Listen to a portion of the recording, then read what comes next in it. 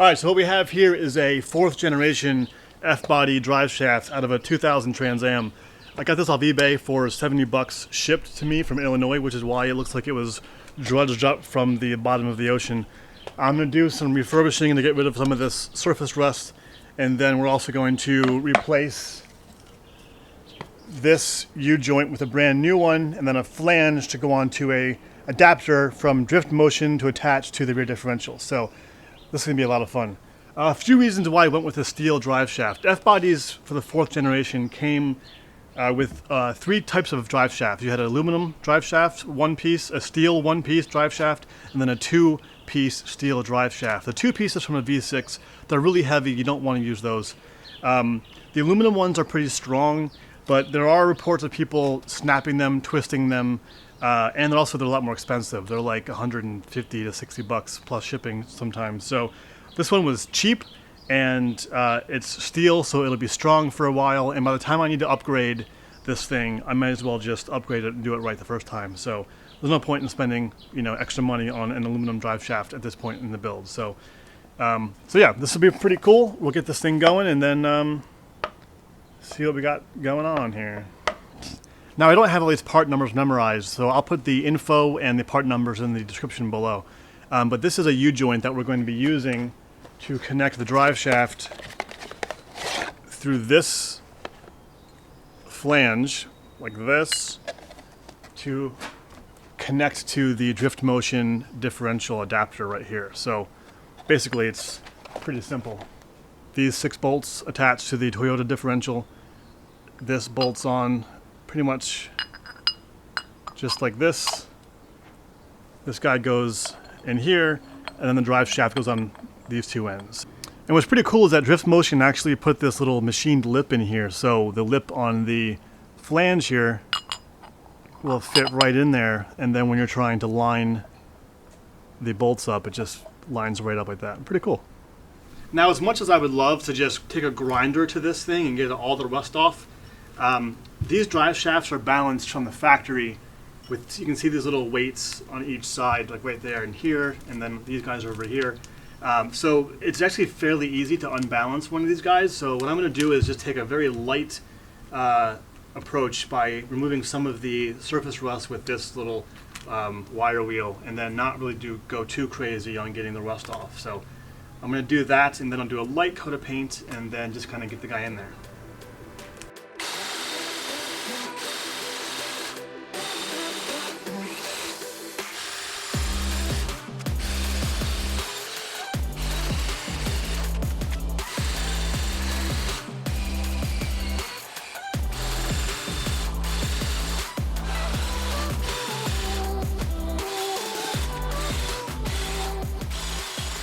It's not perfect, but it's good enough that it'll not get me covered in rust when I'm under the car with it, and I can put a layer of Rust-Oleum on here just to keep the rust at bay and give it, a nice finish at least. I have a lot of potentially Black Widow nests to clear up before I get into this, so I'm going to do that first, and then I'm going to drop this exhaust system down to give me better access, and then I'll get started.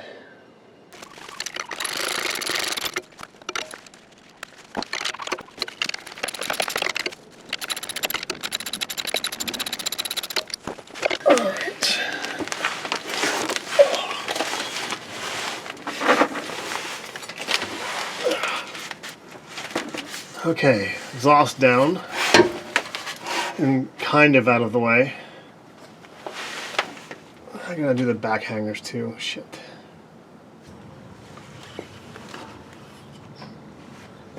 Well, of course, there's this huge bracket back here. That's gonna make my life really easy.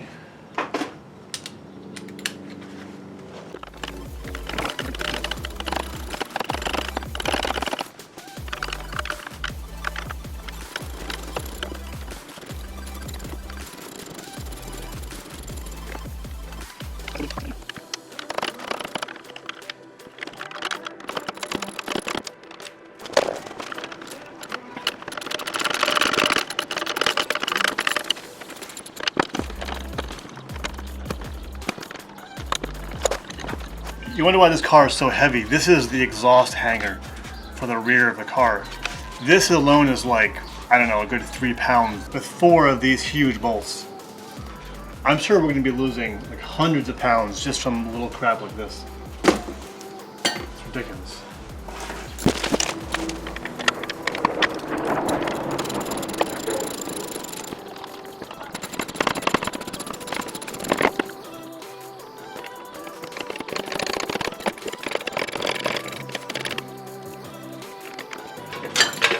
All right.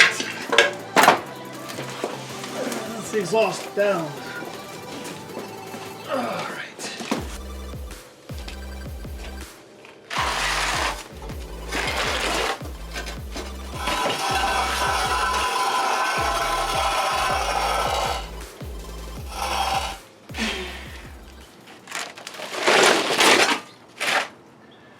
Okay, now I can get to the differential.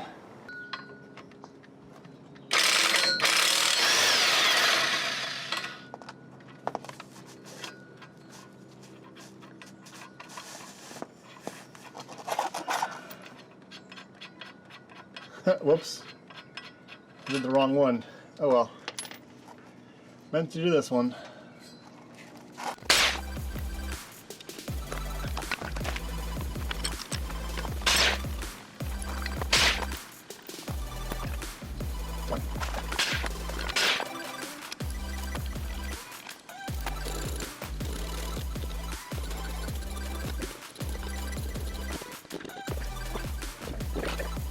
Okay, there's the differential with the rubber spacer removed and the drive shaft removed, and now I can have access to that.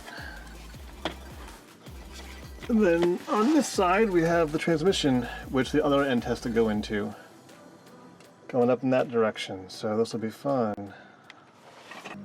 So here we have both drive shafts side by side. The SC400 obviously is a bit longer and in better shape because it's not from the rust belt, but you can see I need to go through and paint this guy up pretty soon here, but I'm going to be replacing this U-joint down here with the new U-joint that'll go to the Driftmotion adapter, which will then go to the Lexus differential. And then this end should be good just to bolt right into the, or not bolt in, but slide into the transmission. And if I need to, I can get a longer yoke, but hopefully I won't have to do that. And then I can basically just ditch this one.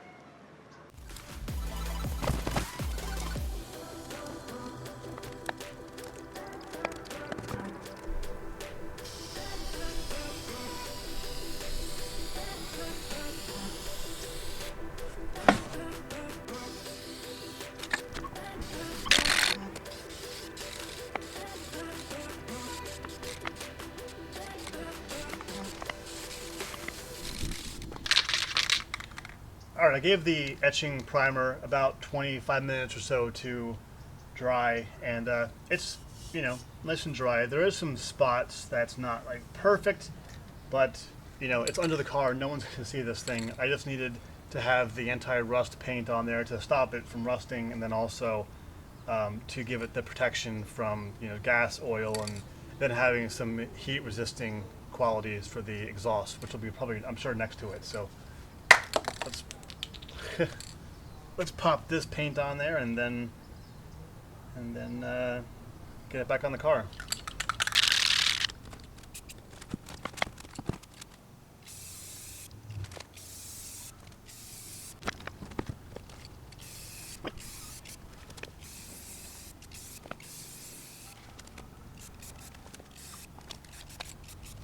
Alright, looks pretty good. I'll let it dry overnight, and then tomorrow I'll get it back on the car. Or on the car for the first time. Alright, it's been a few days, and here's the drive shaft all cleaned up, looking quite nice. You know, it's not that much work, it's just a little bit of sanding and then some primer and paint, but this should last hopefully for a little while. Alright, so the way this is going to work is, this is the factory Lexus drive shaft with the sort of like rubber adapter that attaches the drive shaft to the rear differential of the Lexus. So the way this works is you have 3 bolts on this guy, and this goes on here. So 3 bolts attach this piece to the drive shaft, and then 3 bolts attach the whole piece to the rear differential. That's how it works on the factory setup. What we're going to do to adapt the Camaro drive shaft here is to use the Driftmotion adapter, which is actually very similar in size and everything, except that it's made out of aluminum instead of this rubber mess. And it still has the 6 holes just like the Lexus one, only it also has these 4 new holes that will let me bolt this flange directly onto it like this. So then this U-joint goes into the flange, and then this side of the flange goes into the end of the Camaro drive shaft. So that way, basically this will be on like this, and then this can bolt in place of the Lexus piece here. So, make sense? Good. Now typically when you're removing a U-joint like this from a shaft, you would have a press, and you could just press each piece out. Unfortunately, I don't have a press, so I'm going to take a socket like this and a hammer like this and just tap it out. So here's the U-joint that I picked up, and when you pull one of the end caps off here, you can see all the needle bearings inside that are very easy to fall out and get messed up. So you want to be very careful handling these guys when assembling and disassembling your U-joint. And this is also a greasable U-joint. So once I get the Zerk fitting installed, I'll pump it full of grease before actually putting it on the car. So one super annoying thing about the Camaro drive shaft is that rather than using typical clips on the outside or even on the inside, like retaining clips, they actually use nylon pins, which you can kind of see right here on this one and on this side as well. And the way people online tend to get these out is just by heating up the area around the pin so it melts and pops out, and then the whole U-joint comes out that way. So I haven't done this before, so I'm just going to give it a shot and see if I can make it work.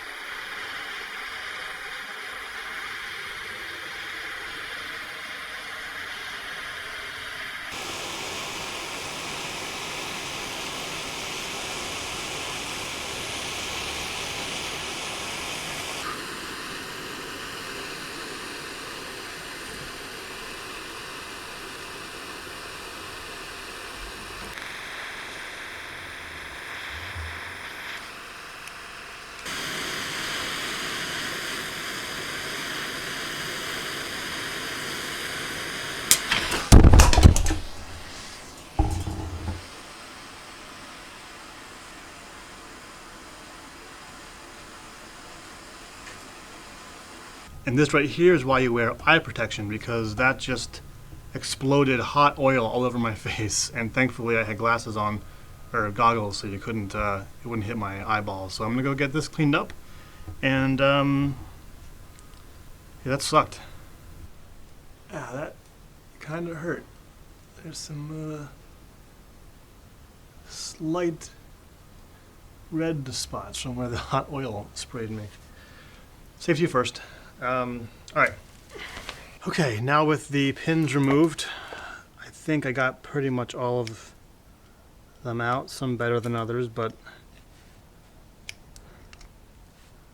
hopefully it'll be enough to let me budge this thing.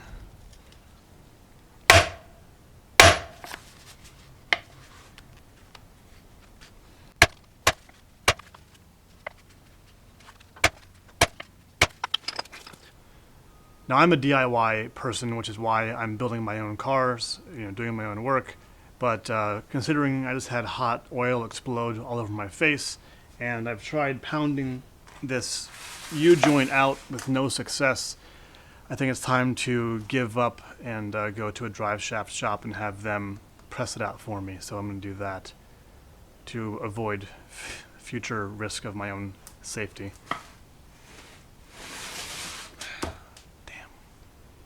Well, I don't think it's permanent, but these are definitely some burn marks on my forehead from that. So anyway, I'm glad I went to a shop to get this thing taken care of. Here is the finished result. It's all installed and ready to go. And he also installed the Zerk fitting and also greased it up for me, which is really cool. Now what I need to do is get this guy installed on here, and we can get this into the car.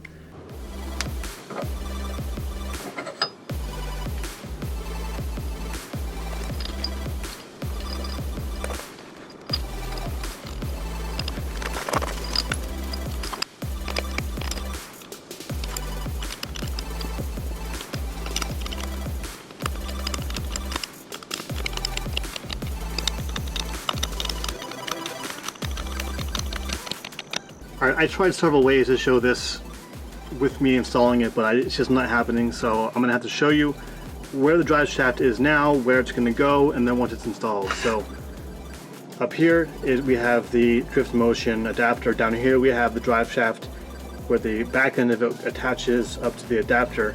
On the front end up here we have the yoke right here, and we have the transmission tail shaft up here. Obviously this is going to go into there. This is going to go up there. Oh, this is the worst.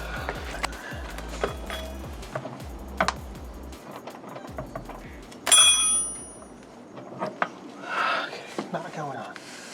Why is it not going on? Yeah, that hot oil really messed me up. Safety goggles are very, very important. Anyway, what I learned last night is that the output shaft on the Magnum transmission is a 31 spline output shaft, and the F-body drive shaft is a 27 spline inside here, which means this will not go onto that. I should have done more research. I didn't realize, for whatever reason, that they wouldn't be compatible. So I went and bought a new yoke last night and a new U-joint, which will be arriving in a couple days, which will let me bolt this guy onto that transmission. So unfortunately I couldn't get this thing installed completely today in this episode, but it could be a good thing because I need to pull the engine out again anyway to weld the holes shut on the firewall and finalize my motor mounts and get the transmission kind of ready to go and everything. So it could be a good thing. Now I don't have to unbolt this again once I get it installed, just to pull everything back out of the car and all that kind of stuff. So anyway, thanks for watching. I know this was kind of a letdown episode, but next episode I'll be welding the holes shut on the firewall and doing some other final prep for the last time the engine goes in, at least until it breaks or something else happens. So thanks again for watching. Stay tuned for more Fully Spooled, and if you like this, please do subscribe. Cheers. Clutch pedal installed. That's really, really cool.